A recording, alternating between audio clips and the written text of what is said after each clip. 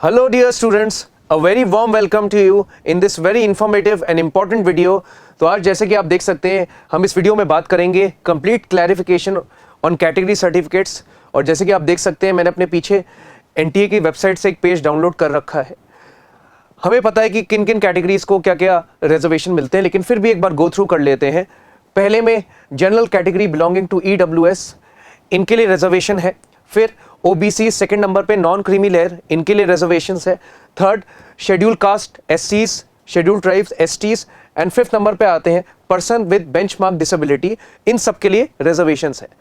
तो हम यहाँ पे बात करने जा रहे हैं कि इस वीडियो में कि अगर आपके पास सर्टिफिकेट्स हैं तो आप किस प्रकार से उनको भर सकते हैं, और नहीं है तब भी आप किस तरीके से आप अपना जेईई मेंस 2026 का फॉर्म भर सकते हैं। ठीक है, तो आइए स्टार्ट करते हैं। सबसे पहले मैं बात करूंगा जनरल कैटेगरी की। तो जैसे कि हम लोग जानते हैं जनरल कैटेगरी के लिए कोई भी रिजर्वेशन तो है नहीं, तो जब आप फॉर्म भरेंगे तो वहाँ पे आप सीधे अपना जनरल कैटेगरी मार्क कर दीजिएगा और आपको कोई भी सर्टिफिकेट की कोई भी रिक्वायरमेंट नहीं होगी। तो that is all about general category. तो नेक्स्ट कैटेगरी पे चलते हैं। नेक्स्ट में देखिए हम आ जाते हैं एससी एसटी कैटेगरी पे। तो एससी एसटी कैटेगरी जो होती है आपको समझना बहुत ज़रूरी है कि एससी एसटी कैटेगरी जो होती है ये बाय बर्थ होती है। तो इसमें जो आपके पास सर्टिफिकेट बना होगा, कोई भी जो स्टूडेंट होगा जो इस कैटेगरी में बिलोंग कर रहा है, उसका जो भी सर्टिफिकेट बना होगा वो बाय बर्थ होता है, तो उसको बार बार अपडेट करने की जरूरत नहीं पड़ती। ठीक है, तो फिर भी हम गो थ्रू करते हैं। देखिए आपको किस बात का ध्यान रखना है कि आपका जो सर्टिफिकेट बना होगा, ये जो आपका सर्टिफिकेट बना होगा उसमें आपका जो नाम आ रहा होगा वो एज पर आपका 10th का जो सर्टिफिकेट होगा, पासिंग सर्टिफिकेट जो आपका स्कूल से मिला होगा, और आपका जो आधार कार्ड होगा एकदम मैच करना चाहिए, क्योंकि एनटीए की स्ट्रिक्ट गाइडलाइंस आ गई है। अगर नेम में मिसमैच होगा तो फिर ये लोग बाद में हो सकता है विंडो करेक्शन के लिए बहुत बाद में दें, या फिर हो सकता है नहीं दें, तो आपको प्रॉब्लम ना हो। इसलिए आप मेक श्योर करिए फॉर्म भरने से पहले कि आपका सब जगह नेम सेम है, और इस तरीके से आप है ना अपना कैटेगरी सर्टिफिकेट इस टाइप से नेम मैच करा के भर सकते हैं। दूसरा आपको एक चीज़ यहाँ पे ध्यान रखनी है कि एससी एसटी कैटेगरी का जो सर्टिफिकेट होता है ये हमेशा परमानेंट होता है, इसको आपको बार बार अपडेट कराने की जरूरत नहीं पड़ती है, क्योंकि कुछ कैटेगरीज में आपको बार बार हर साल अपडेट कराना पड़ता है। इसमें आपको अपडेट कराने की जरूरत नहीं पड़ती, तो एक बार आपका बन गया है तो आप वही लगा सकते हैं हर साल, कोई प्रॉब्लम नहीं है।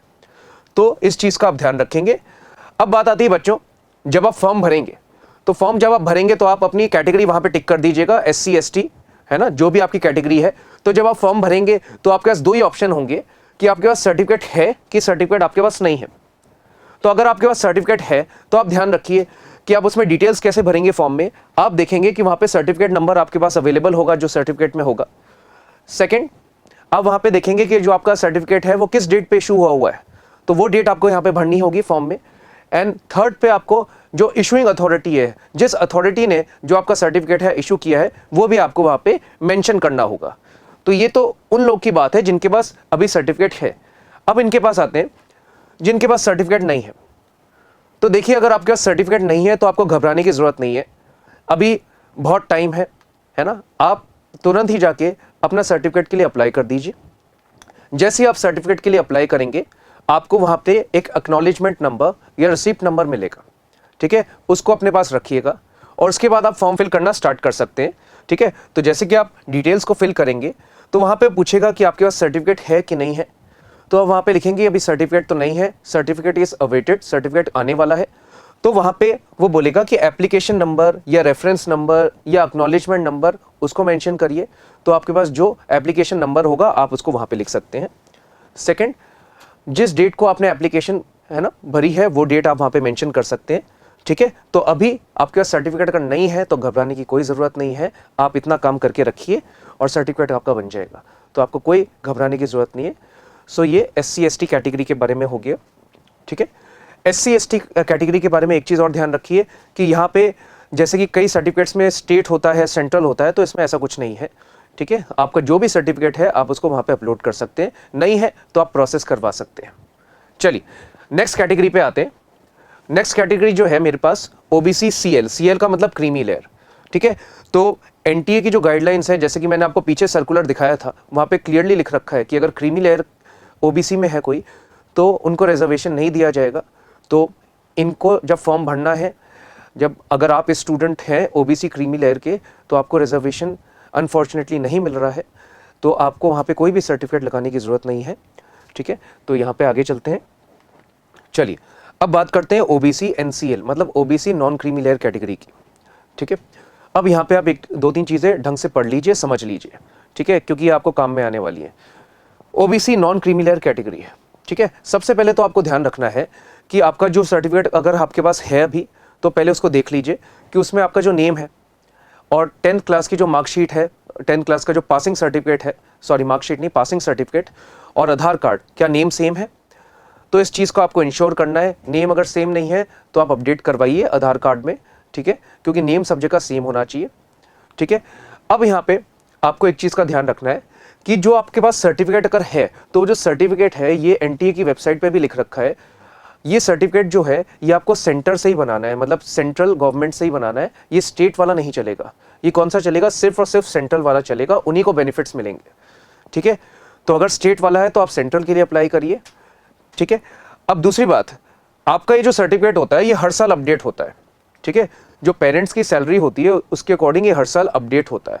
तो देखिए, जब आप फॉर्म अभी भरेंगे, ठीक है, तो आपको जो आपके पास जो सर्टिफिकेट है आप उसकी डिटेल्स वहाँ भर सकते हैं। ठीक है, लेकिन वो वाला जो सर्टिफिकेट है अगर वो पुराना है तो वो नहीं चलेगा, आपके काउंसलिंग में वो नहीं चलेगा। तो कैसे करना है मैं अभी सब बताऊंगा। ठीक है, आप वहाँ पे बस अपना नाम देखिए कि नाम आपका सही है as per 10th passing certificate and Aadhaar card. ठीक है, तो आप उस सर्टिफिकेट की डिटेल्स वहाँ पे लिख सकते हैं।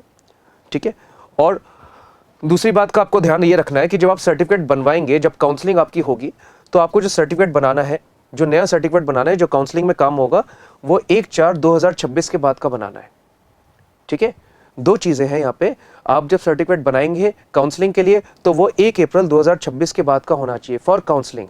और अभी फॉर्म भरने के लिए आपको जो सर्टिफिकेट की रिक्वायरमेंट है वो आपके पास जो सर्टिफिकेट है आप उसके अकॉर्डिंग फॉर्म भर सकते हैं।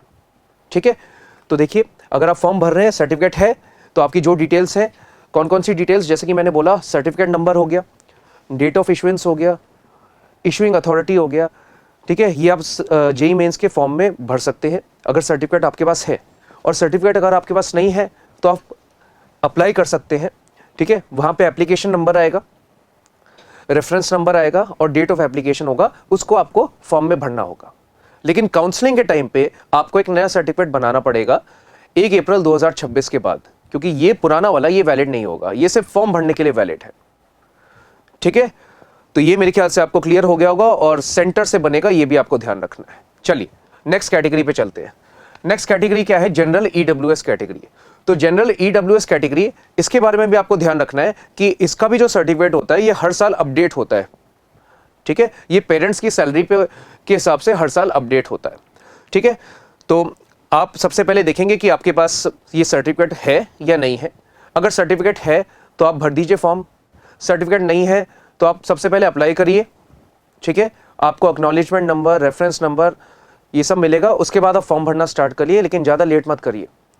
ठीक है, तो ये जनरल ईडब्ल्यूएस का जो है, आपको यहाँ पे देखना है कि जो आपके पास सर्टिफिकेट है 10th passing certificate and Aadhaar card same है कि नहीं, क्योंकि नेम मिसमैच नहीं करना चाहिए। यहाँ पे हमने फिर से लिख रखा है, अ fresh certificate is required for counselling and that should be issued after 1 अप्रैल 2026। ठीक है, प्रोसेस एकदम सेम है। सर्टिफिकेट है तो फॉर्म भरना स्टार्ट कर सकते हैं। Certificate number, date of issuance और इशुइंग अथॉरिटी, इसको आप फॉर्म में भर सकते हैं। सर्टिफिकेट नहीं है तो आप लोग अप्लाई करेंगे। अगर अप्लाई करने के बाद एप्लीकेशन नंबर या डेट ऑफ एप्लीकेशन जो भी है आप उसको फॉर्म में भरेंगे। ठीक है, और काउंसलिंग के लिए याद रखिएगा कि काउंसलिंग में 1 अप्रैल 2026 के बाद का ही वैलिड होगा। ठीक है, अभी तो आप भर सकते हैं। ठीक है, चलिए नेक्स्ट कैटेगरी पे चलते हैं। नेक्स्ट कैटेगरी कौन सी है? पर्सन विद बेंचमार्क डिसेबिलिटी, मतलब किसी की अगर डिसेबिलिटी है तो उनको भी यहाँ पे रिलैक्सेशन मिल रहा है।